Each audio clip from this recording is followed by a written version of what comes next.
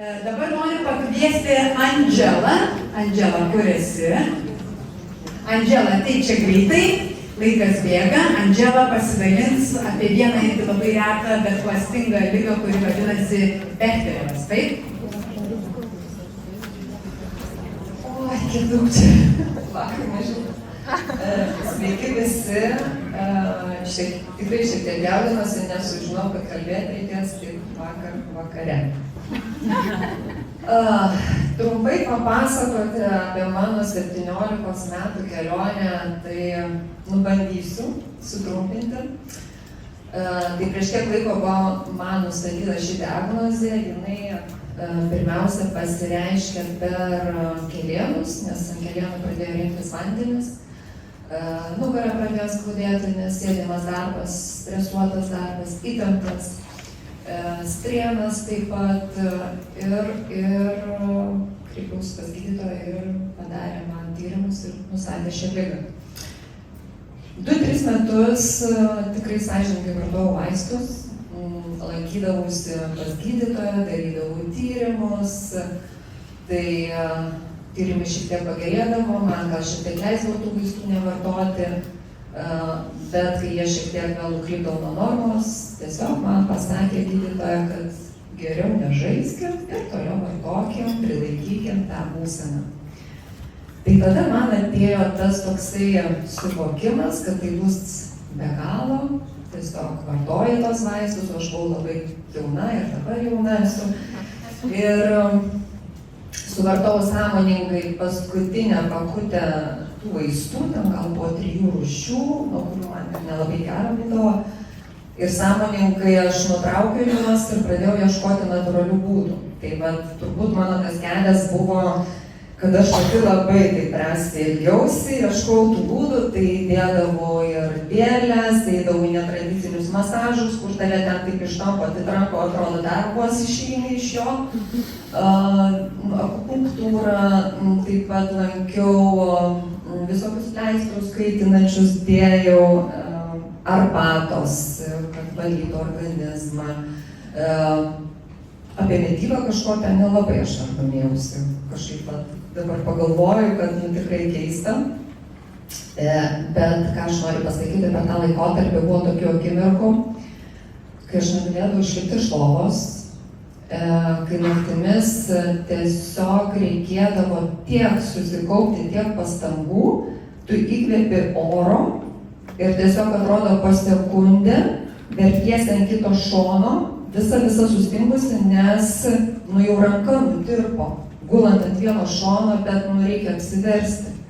Būdavo taip, kad atsisėdi ant lovos krašto, šiaip taip ir reikia žengti koją, tau deda visas skausmas per vieną pusę ir pasiremdama tiesiog kažkaip po biškį pradėti vaikščioti.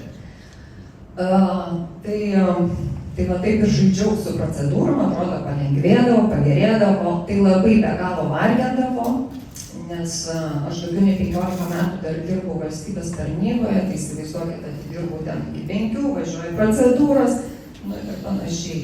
Būdavo tikrai labai tamsių periodų. Nieko nebenorėjau. Norėjau namuose tiesiog užsidaryti, jokių žmonių, jokio bendravimo. Ir gyvenimas yra gyvenimas, būna visko. Ir buvo toks laikotarpis, kai aš nebegalėjau be reikiamų vaistų. Ir man gyvenimas suteikia galimybę, kurią gavau per savo vyrą.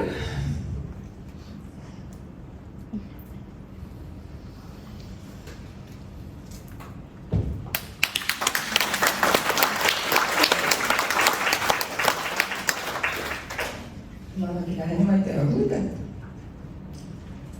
Ir aš tikrai buvau iš tų žmonių, kurie tikrai skeptiškai žiūrėjau tos papildus, kas tabletėse, tas yra nenatūralu. Bet kadangi jau nebegalėjau kitaip, sakau, Eglutė, sudaryk man rekomendacijas, kaip ką turėčiau vartoti. Užsivedžiau sveikatos dienoraštį, kurį vedžiau metus, kiekvieną dieną rašydavau, kaip aš jaučiuosi, ką aš vartoju, kas pagerėjo, kas nepagerėjo. Nežinau iš tikrųjų šiandieną, iš kur man buvo tiek kantrybės, Buvo tikrai minčių ir mesti, atrodo ir nepadeda, ir Sagutė vėl konsultuojasi, ir jos palaikymas iš tikrųjų buvo man be galo labai svarbus. Ir tą gerą tokį rezultatą, nes buvau savo tikrai tokia labai reikli, gal ir tiem produktam buvau labai reikli. Galiu pasakyti, gavau po 9 mėnesių, kad jausčiausi gyvenantį tą kokybišką gyvenimą. Tai šiai dienai jaučiuosi iš tikrųjų nuostabiai. Šiandien dariau mankštą, iš tikrųjų, nedarau aš visą laiką tos mankštos, reikia daryti ją, būtent dar prie tos diagnozės. Aš tokią nuostabą turėjau, kad su kolega irgi, jinai kažkokią vieną pratimą nepadarius, o kaip lengvai, ten jaunystės papratimas atsistoti, aš kaip atsistojau.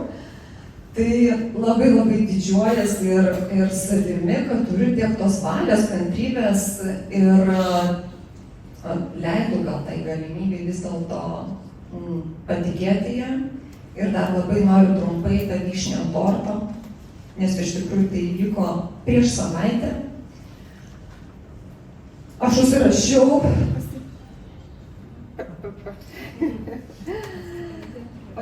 pasitikrinti profilaktiškai dėl savo ligos, nesilankiau pas gydytojus metų. Nežinau, kaip tai galim vardinti, kas tas yra profilaktiška prie Bechterevo ligos. Nueinu aš pas gydytoją naują ir mano gydytoja vardo tą kortelę, sako, nesuprantu, sako, jums iš tikrųjų šitą diagnozę. Sakau, taip, sako, bet po tiek metų žmonės visai kitaip atrodo ir visai kitaip jaučiasi. Sako, padarykim visus tyrimus iš naujo. Sakau, gerai, nes man irgi pradėjo įdomu darytis, gal tikrai kažką suklydo. Tai grįžtu aš prie atsakymo, kraujo tyrimai visi yra idealūs. Jokių uždėjimų. Genas nustatytas taip prie tos ligos, bet tą geną mes turim daugumą, tik mes daugumą nežinom. Jinai sako, jeigu matyčiau tos kraujo tyrimus ir tik tą geną, tikrai įtarčiau, kad ne ta liga, tada, kai padarė magnetinį rezonansą, sako, yra ta liga. Ir ką jinai man sugebėjo pasakyti, sako, arba jūsų liga labai eina stebuklingai, sako, aš neturiu kito paaiškinimo, arba sako, jūs esat labai retenybė, kad jums tai pasisekė. Aš gydytojus paklausiau, ar būna tų retų žmonių? Sako, būna. Sako, tai reiškia yra taip, kad būna.